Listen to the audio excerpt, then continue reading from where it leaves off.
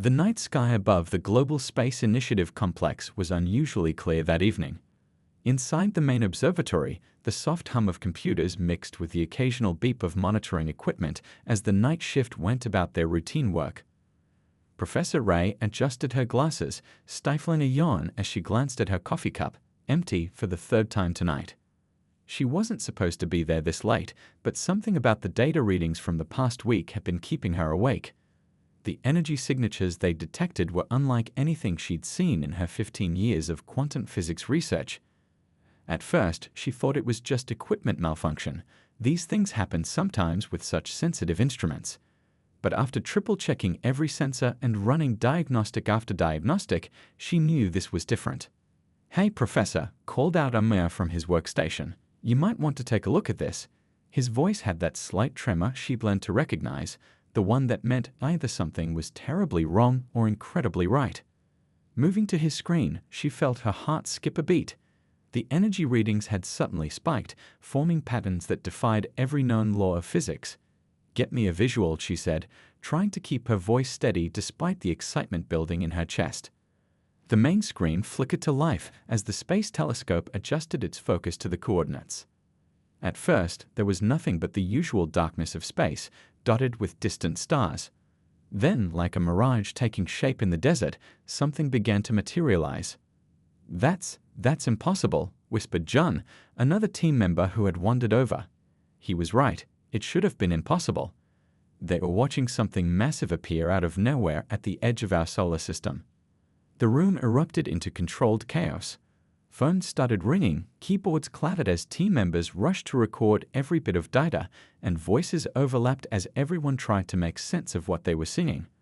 Professor Ray stood still, her mind racing through possibilities, each more incredible than the last. The object was clearly artificial, its geometric patterns too precise to be natural. But its size, if their calculations were correct, it was larger than anything humans had ever built. The surface seemed to shimmer with an inner light, like oil on water, but somehow more alive. "Professor," Amir called out again, his voice barely above a whisper this time. "We're picking up signals. It's broadcasting." The room fell silent as the first transmission came through. It wasn't the alien language everyone might have expected. Instead, it was clear, perfect English, followed by Mandarin, Hindi, and several other Earth languages. But what made everyone's blood run cold was the message itself. "This is the human dimensional core Battleship Odyssey. We come in peace, from a reality not far from your own. We are you from another dimension, and we need your help." Professor Rai gripped the edge of the desk, her knuckles turning white. In all her years of research, she theorized about parallel dimensions, other realities where history had taken different turns. But to have proof materialize right in front of them. As emergency protocols kicked in and government officials were notified, she couldn't shake the feeling that this was just the beginning. The real question wasn't just who these dimensional travelers were, it was why they had come and why they needed our help. The next few hours were a blur of activity. Military satellites were redirected, world leaders were woken up, and social media exploded with grainy photos and wild theories. But in the midst of all the chaos, Professor Rai kept her focus on the data streaming in from the ship. Something about the energy signatures seemed familiar, yet terrifyingly new. Whatever technology they were using, it was affecting the very fabric of space-time around it. This wasn't just first contact, it was first contact with ourselves. And somehow, that made it even more unsettling. The world held its breath as the dimensional battleship moved closer to Earth. Commander Patel stood at the communication station, his hands steady despite the weight of the moment. As Earth's chosen first contact specialist, he trained for years for alien encounters, but nothing could have prepared him for talking to another version of himself. "This is Earth Command reaching out to the dimensional battleship Odyssey," he spoke into the communication system, keeping his voice professionally calm.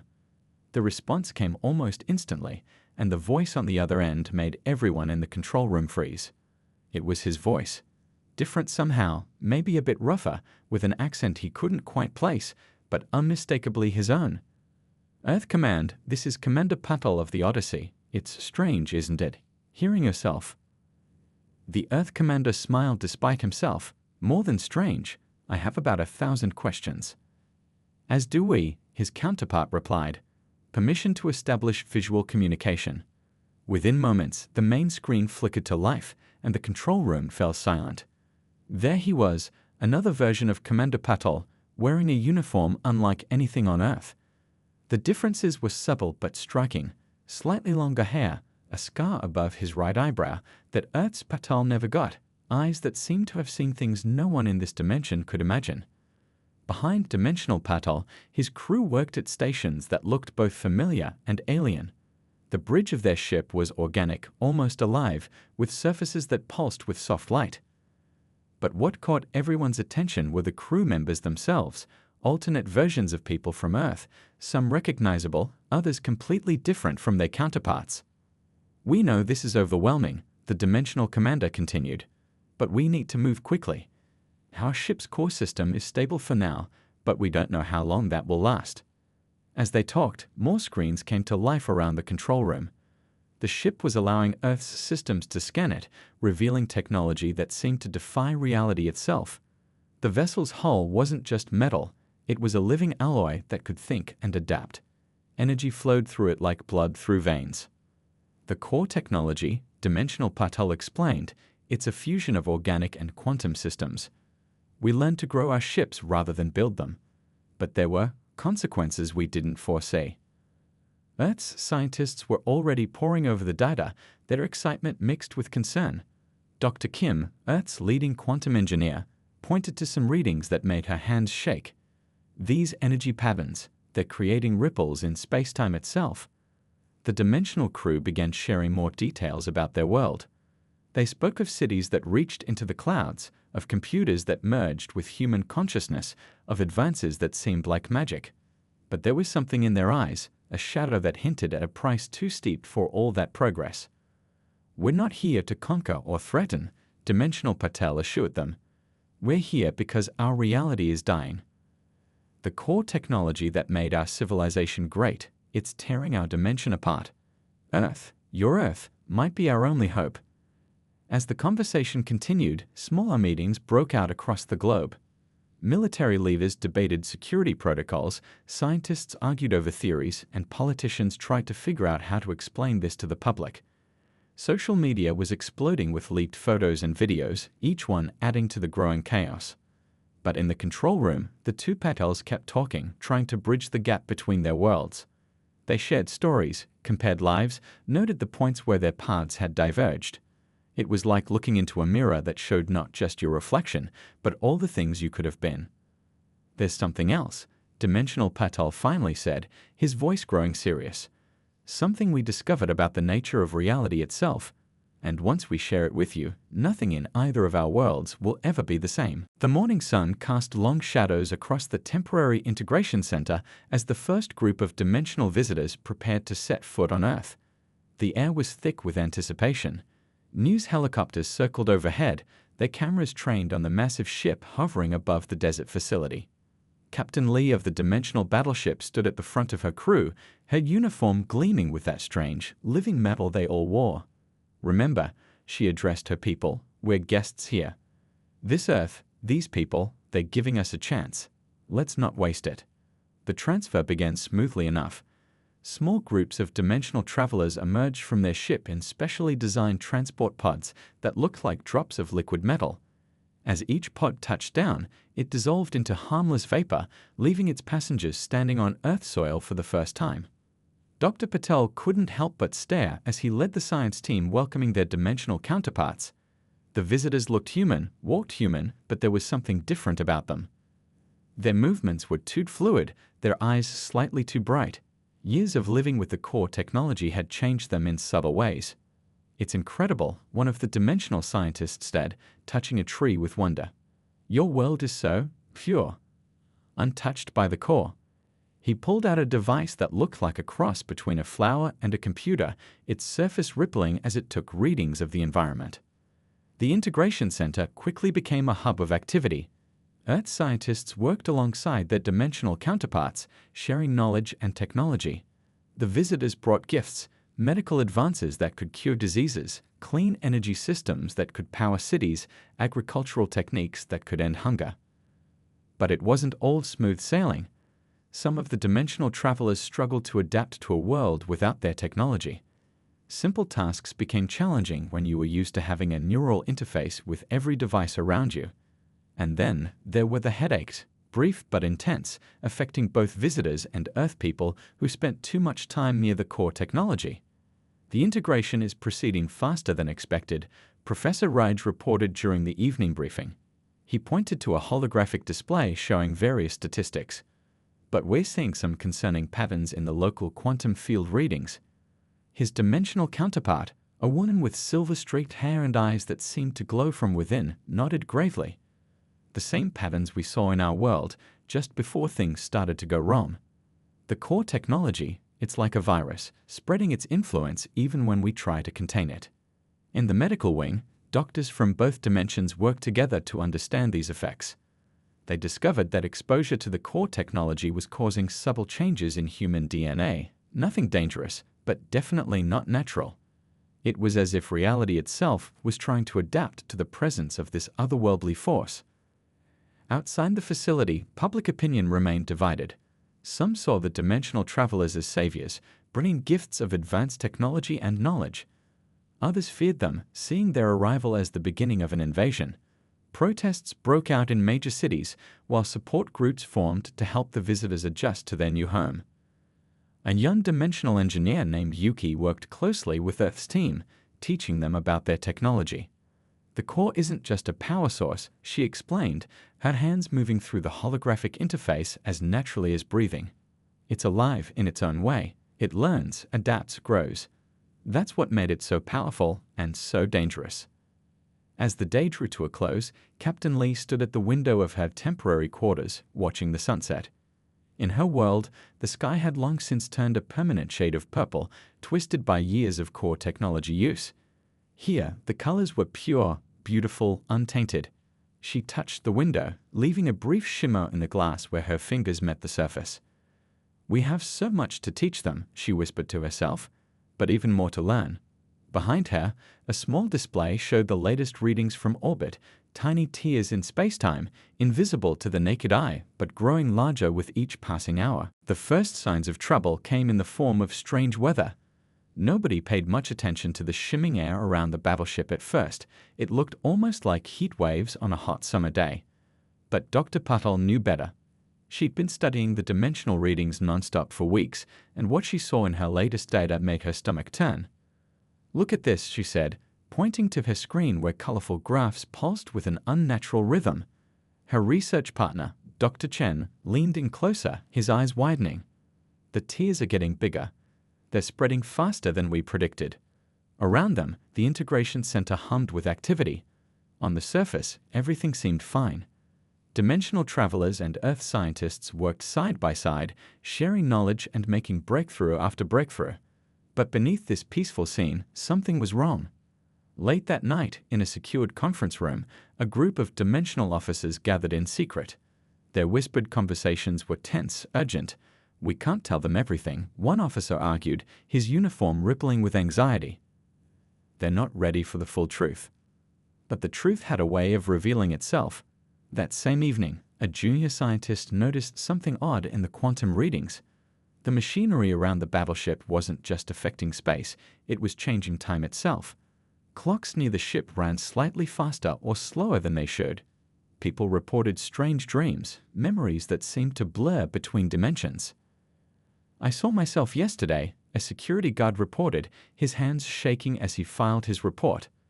"Not my dimensional counterpart, actually myself, walking down the same hallway, but wearing different clothes.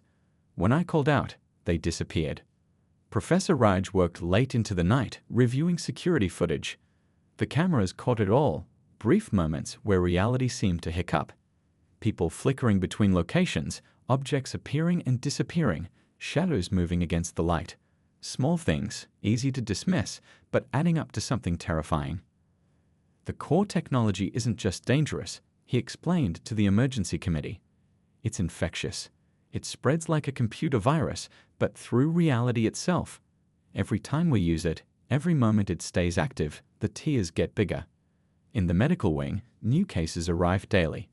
People complained of headaches, nosebleeds, moments of déjà vu so intense they couldn't move. The dimensional visitors seemed immune, but their presence was like a catalyst, speeding up whatever was happening to local spacetime. Dr. Chen discovered the pattern in the chaos. "Look," he said, pointing to a world map covered in glowing dots. "The tiers aren't random. They're forming a web, connecting to each other. It's like reality is being rewoven around us." Outside the facility, the public remained unaware of the growing crisis. They saw only the benefits: miraculous medical cures, advanced technology, the promise of a better future. News channels ran endless stories about dimensional integration success stories, while carefully avoiding any mention of the strange incidents multiplying around the ship. But in the ship's core room, where the heart of their technology pulsed with otherworldly energy, Captain Lee made a devastating discovery. "The process has already started," she told her most trusted officers. "Just like in our dimension. We thought we had more time, but we don't. We need to tell them everything." The room fell silent as she pulled up a holographic display. It showed Earth, but not as they knew it. The planet was wrapped in a web of quantum tiers, each one a potential gateway to another reality. And at the center of it all, growing larger by the hour, was a void that shouldn't exist, a place where the laws of physics simply stopped working. "We didn't come here just to escape our dying dimension," she said, her voice heavy with the weight of the truth. "We came here because Earth is the key to everything. And if we don't act soon, both our realities will collapse into that void." The truth hit like a thunderbolt. Professor Raj sat in stunned silence as Captain Lee's holographic presentation filled the room with images of their dying dimension. The surfaces around them rippled with an eerie light as the dimensional travelers shared their story, the real story, for the first time. "We thought we could control it," Captain Lee explained, her voice tight with emotion. "The core technology seemed perfect. It gave us everything we dreamed of: clean energy, advanced medicine, the power to shape reality itself. But we didn't understand the price." The images showed cities that looked like dreams, buildings that grew and changed like living things, people connected to machines in ways that seemed magical. But then came the darkness. Holes appearing in the sky, reality bending and breaking, entire regions simply vanishing into nothing. Dr. Chen leaned forward, his eyes fixed on the data streaming across his tablet. "The core technology doesn't just use energy," he said slowly, understanding dawning on his face. "It consumes reality itself, every time you use it." "We burn a little bit of our dimension away," finished his dimensional counterpart. "Like burning a candle at both ends. We didn't notice at first, the changes were too small. By the time we understood what was happening, it was too late." In the ship's main laboratory, Earth scientists worked alongside dimensional experts, trying to understand the full scope of the crisis. The readings were clear now. Every use of the core technology created tiny cracks in space-time. These cracks grew, spread, connected with each other. Like cracks in a windshield, they weakened the very fabric of reality. "But why Earth?" Professor Raj asked, looking up from his calculations. "Out of all the dimensions you could have chosen." Captain Lee touched a control, and the hologram shifted to show something that made everyone gasp. It was Earth, but not just one Earth. Thousands of them, layered on top of each other like pages in a book. And at the center of all these realities was their Earth, glowing with a strange, powerful energy. "Your dimension is special," she explained. "It's a nexus point, a place where multiple realities intersect. We believe it's the key to saving both our worlds, but we have to act fast. The damage is spreading faster than we anticipated." Outside the facility, strange events were becoming harder to hide. People reported seeing double, triple, multiple versions of themselves going about their daily lives. Time seemed to flow differently in different places. Objects appeared and disappeared without explanation. Dr. Patel worked through the night, analyzing data from both dimensions. "Look at this," she called out, pointing to a pattern that repeated across multiple screens. "The core technology isn't just damaging reality, it's trying to merge different dimensions together, like it's searching for something." In the medical wing, the number of cases grew. People affected by the dimensional tiers reported strange dreams, memories that weren't their own, lives they never lived. The boundaries between different versions of reality were beginning to blur. "We thought we were so clever," said one of the dimensional scientists, an older man with tired eyes. "We created technology that could reshape reality itself, but we never stopped to ask if we should. We never considered that reality might reshape us back." Captain Lee stood at the window of her quarters, watching the shimming air around her ship. The tiers were visible now, even to the naked eye, like curtains of light dancing in the sky. Beautiful, but terrifying. Each one represented another crack in the foundation of reality itself. "We have a choice to make," she said to the gathered leaders of both dimensions. "We can shut down the core technology completely, try to stop the damage from spreading. That means giving up everything we've achieved, all our advances, all our dreams of a better world. Or," she paused, looking at each person in the room, "or we can try something else, something dangerous, something that might save both our worlds or destroy them both completely." The World Leadership Summit was unlike any before. Presidents, prime ministers, and top officials from every nation gathered in the massive conference center, their faces illuminated by the strange, shifting lights coming through the windows. Above them, the dimensional battleship hung in the sky like a second moon, its surface rippling with energy. "We have to decide now," Professor Raj announced to the packed room. He gestured to the holographic display showing the spreading tiers in reality. "Every hour we wait, the damage gets worse. These aren't just our visitors anymore. They're refugees from a dying dimension. And soon, their problem will become ours." The room erupted into heated debate. Some leaders demanded immediate action, wanting to help their dimensional counterparts at any cost. Others called for caution, afraid of making the same mistakes that had doomed the other dimension. "Look at what happened to their world," shouted one official, pointing at the images of the visitors' dying dimension. "Do we really want to risk the same thing happening here?" Dr. Chen stood up, his voice cutting through the chaos. "You don't understand," he said, his usually calm demeanor cracking with urgency. "It's already happening. The tiers in reality, they're not just affecting their dimension anymore. They're spreading to ours." The evidence was impossible to ignore. Videos played on screens around the room, showing incidents from around the world.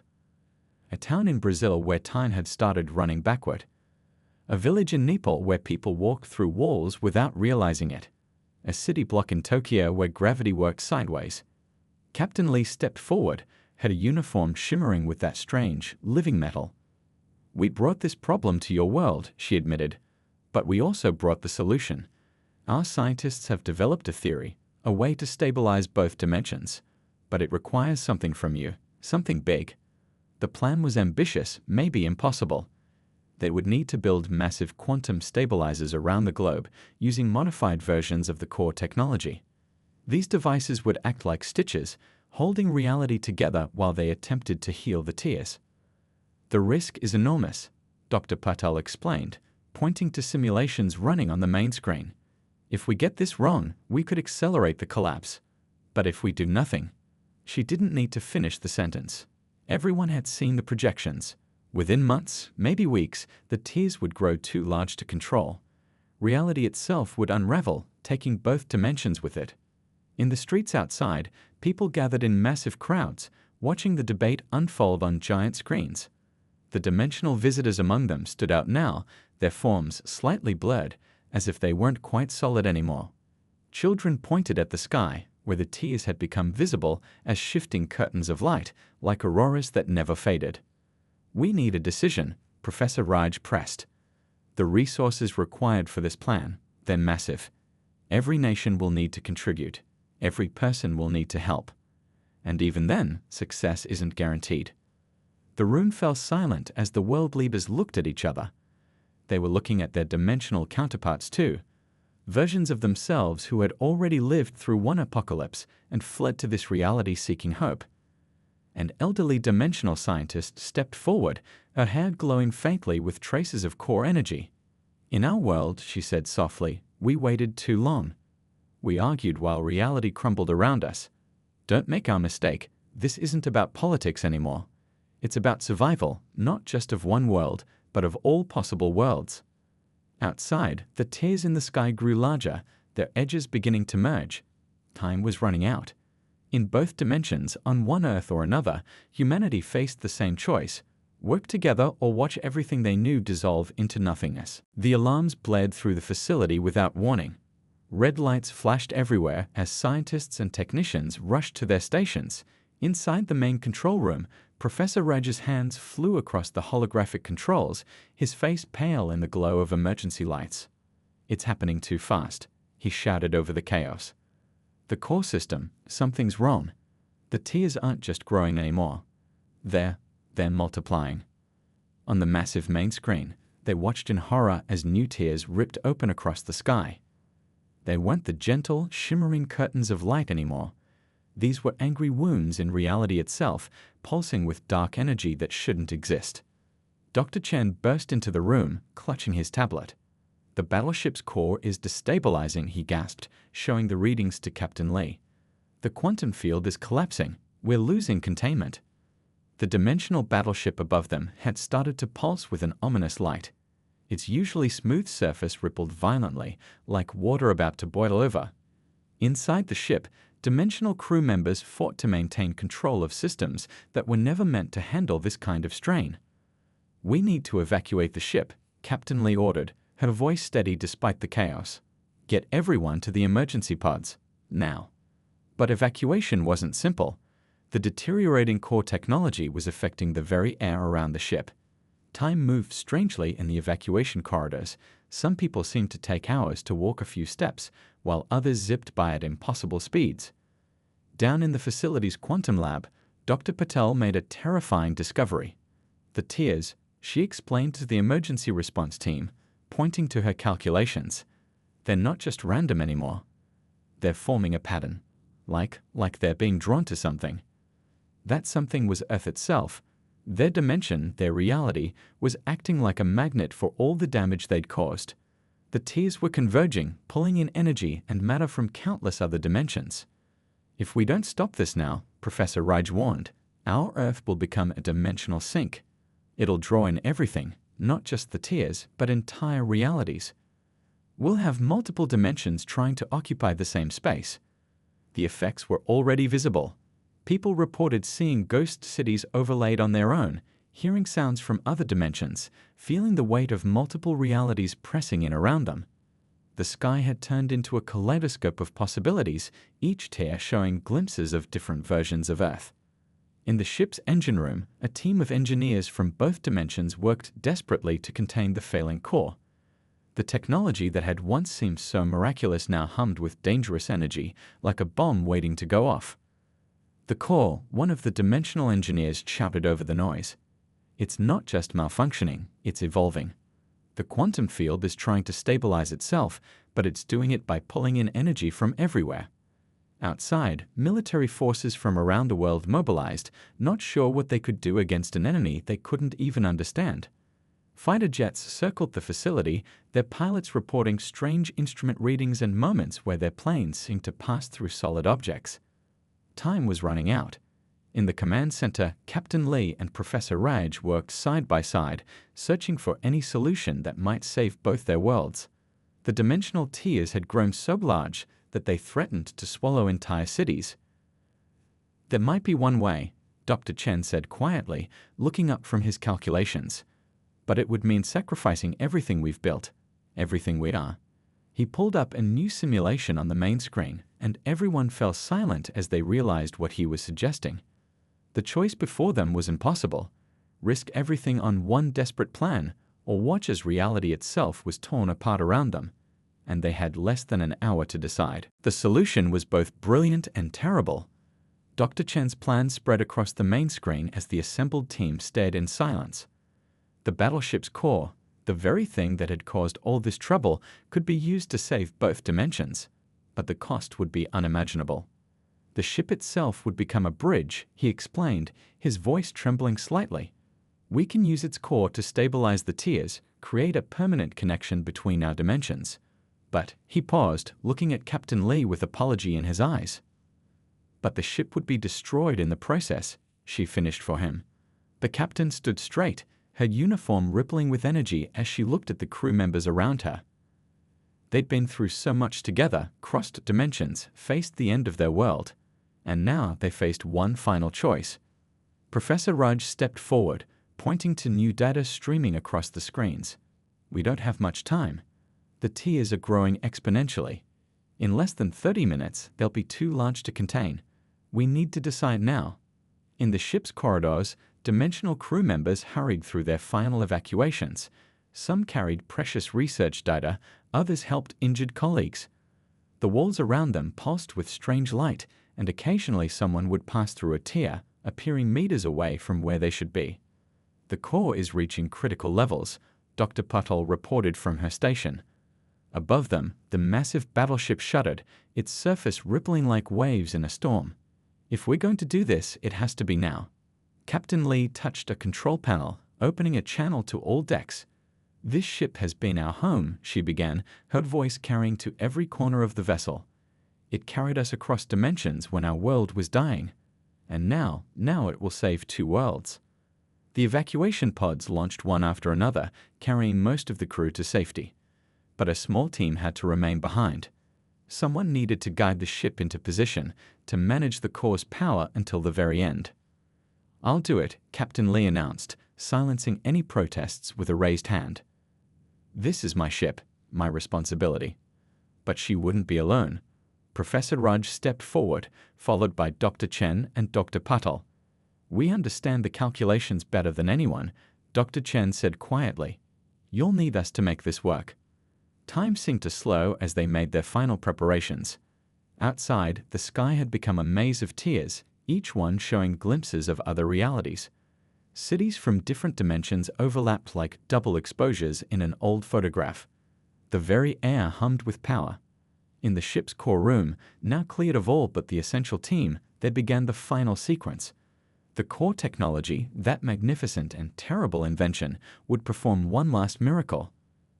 Redirecting power to the main containment field, Dr. Patel called out, her hands dancing across the controls. The ship's interior lit up with impossible colors as energy coursed through its systems. Professor Raj monitored the quantum readings, calling out adjustments as needed. The tiers are responding. They're being drawn to the core's energy. Captain Lee stood at the main control panel, her hands steady despite everything. Around them, reality itself seemed to bend and flex. Through the viewing windows, they could see other versions of themselves, other possibilities, all converging on this one moment. Core energy at maximum, Dr. Chen announced, beginning final sequence. The ship rose higher into the atmosphere, positioning itself at the exact center of the dimensional disturbance. Its surface began to glow brighter and brighter until it rivaled the sun itself. For both our worlds, Captain Lee whispered and pressed the final control. The light that followed was like nothing Earth had ever seen before. A pulse of pure white that spread across the sky, touching every tear, every crack in reality. For one brief moment, everyone on Earth could see through all the dimensions at once, a glimpse of infinite possibilities. And then the real work began. 3 months after the dimensional battleship's sacrifice, the world had changed in ways nobody could have predicted. The morning sky still shimmered with faint traces of quantum energy, like mother of pearl catching sunlight. But the tears had healed, leaving behind something new, a bridge between dimensions that nobody quite understood. Professor Raj stood at his desk in the newly established Dimensional Research Center, looking at photos from that final day. The battleship's last moment had been captured in thousands of images, a flash of light that turned night into day across half the planet. But what happened to the brave crew who stayed behind remained a mystery. We've got another signal, Dr. Patel called from her workstation. The quantum detection equipment, built using salvaged dimensional technology, had been picking up strange readings for weeks. It's like they're still out there somewhere. The theory was that the ship's core hadn't been destroyed, it had been transformed. The crew members who stayed behind weren't gone, just displaced, existing somewhere between dimensions in a space that normal humans couldn't perceive. Sometimes, late at night, researchers would hear familiar voices in empty corridors. Security cameras caught glimpses of people who couldn't possibly be there, walking through walls or appearing in 2 places at once. The boundary between dimensions had become thin, permeable. Look at this, Dr. Chen said, pointing to his screen where new data scrolled past. The quantum bridge they'd created was more than just a connection between 2 realities. It was changing both worlds in subtle ways, allowing them to share not just knowledge, but possibilities. In cities around the world, the integration of dimensional refugees continued. They brought with them fragments of their advanced technology, not the dangerous core systems, but simpler innovations that were changing life on Earth. Hospitals now used modified dimensional healing techniques. Clean energy systems powered entire countries. But the most remarkable changes were in the people themselves. Children born after the event showed signs of being able to perceive multiple dimensions naturally.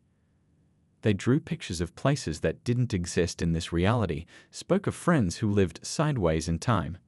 It's evolution, one of the dimensional scientists explained during a global conference. Not just technological evolution, but human evolution. We're becoming something new, something that can exist in multiple realities at once. The preserved section of the Battleship became a museum, its halls filled with artifacts from both dimensions. Visitors reported strange experiences, moments where they could see both versions of themselves, living different lives, making different choices. Professor Raj spent countless hours in his laboratory studying the quantum bridge. They knew, he told his colleagues one evening. Captain Lee and the others, they knew this would happen. They didn't just save our worlds. They changed them forever. The dimensional refugees who had made Earth their home brought new perspectives, new ways of thinking. They taught humanity about possibilities they'd never imagined, about versions of reality where history had taken different turns. 1 year to the day after the event, a memorial service was held. People gathered in parks and squares around the world, looking up at the shimmering sky. And then something extraordinary happened. For just a moment, everyone heard it. Captain Lee's voice echoing across dimensions. "Don't look for us," she said, her words somehow clear despite crossing the quantum divide. "We're everywhere now, in every possibility, in every choice you make. We've become part of the bridge itself." The future stretched out before them, full of unknown possibilities. Humanity had faced its greatest crisis and emerged transformed, not just saved, but evolved. The dimensional battleship's sacrifice had opened doors that could never be closed, doors to new understandings, new technologies, new ways of being human. And somewhere, in the space between realities, the brave crew who stayed behind continued their watch, guardians of the bridge between worlds, witnesses to the endless dance of possibilities that made up the multiverse.